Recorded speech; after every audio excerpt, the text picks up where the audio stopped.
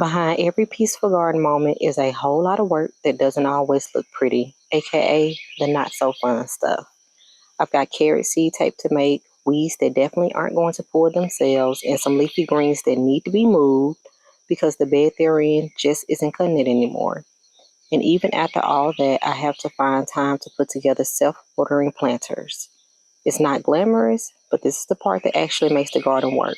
So let's get into these weekend garden chores. I don't have a lot of free time today, so I am doing the easiest thing on my list. I'm making the carrot seed tape. Now, carrot seeds are really tiny, and seed tape makes planting them easier later on down the line.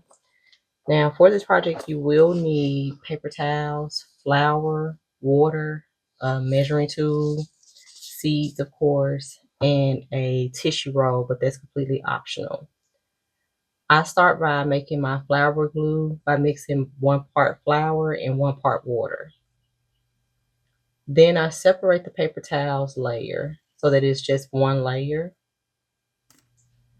I apply a dab of flour plate paste near the edge of the paper towel, following the spacing instructions on my seed packet. After that, I use the toothpick to pick up the carrot seed and place it on the glue dot. Then I fold the paper towel in half and let it dry. Once dry, I roll it onto a tissue roll for storage, and I store it in a mason jar. Good morning, and it's Saturday. Today I am moving the spinach and kale from this 2x4 bed into two 1.5 by 2.5 feet bed. But first I need to get one of those beds ready. So for me, that means I need to clear out the weeds and I need to give the soil a bit of a refresh.